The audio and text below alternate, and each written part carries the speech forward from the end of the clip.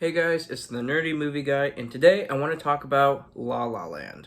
Now, this is the kind of movie that I wanted to experiment on. What I mean by that is because I don't really watch musicals. There are certain genres of movies that I just don't watch, and this wasn't my thing. I didn't want it to be my thing.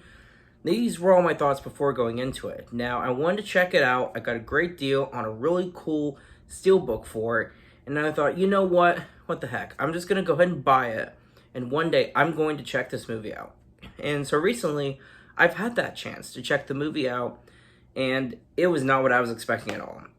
Now, musical movies don't exactly dominate the box office or Hollywood anymore when it comes to the sense of in cinema and theaters.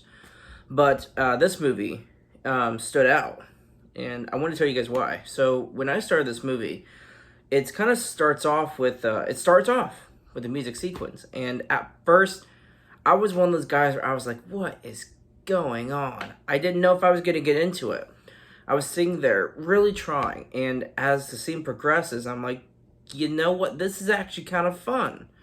And by the time it finishes, I was like, yeah, I was into it. I was excited. And as the movie goes on, music becomes a integral part of not just themes for the movie, but it becomes part of the storytelling. And that is something that I feel dumb for not thinking of. I didn't know that it would be part of a story, and it was. And now I haven't seen other musicals, so I don't know if this is a trend between genre or if it was just a thing for this movie.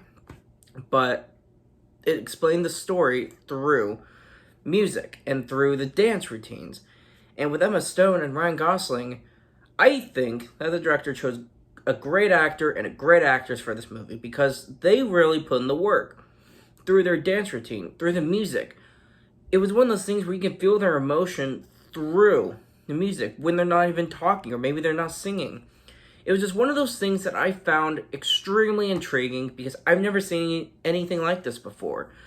It's very difficult for someone to show emotion without using words or talking.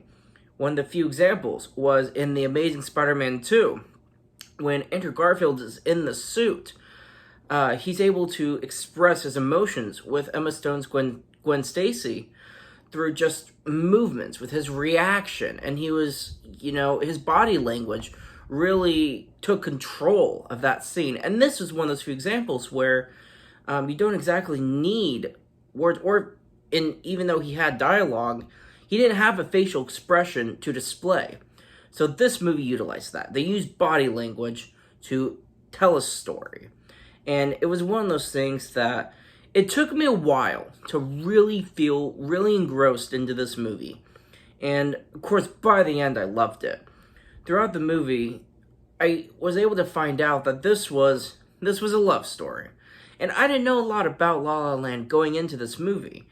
And when we meet these characters, their first reaction, you don't think they're going to like each other. So I'm like, okay, well, maybe they'll have their own side characters throughout this movie, and you'll get two sides.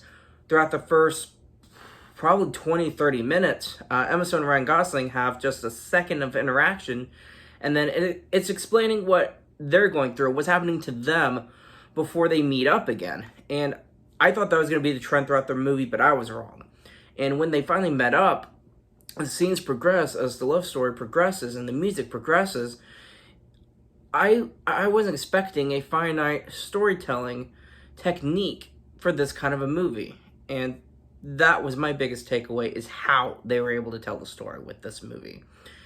Toward the end, it's a tragic story. I wasn't expecting the ending, and it was kind of sad.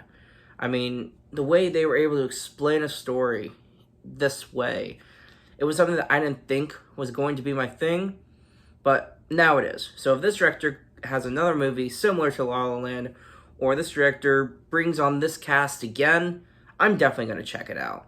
So let this be an example for you guys. I really like the saying of, if it's not your thing, then that's your problem. You're not letting it be your thing. I saw this in a TV show on Netflix, and that's the thing, is if you're not letting a certain kind of genre or movie be your thing, then you're kind of just robbing yourself. You never know. Maybe you'll love the movie. Now, maybe you'll hate it, you know? You never know how you're going to feel about it. But if you don't give it a chance in the first place, whether it's La La Land or it's musicals or it's westerns or it's black and white, whatever movie genre you want to check out, if you haven't seen a movie like it before, don't rule it out. You may love it.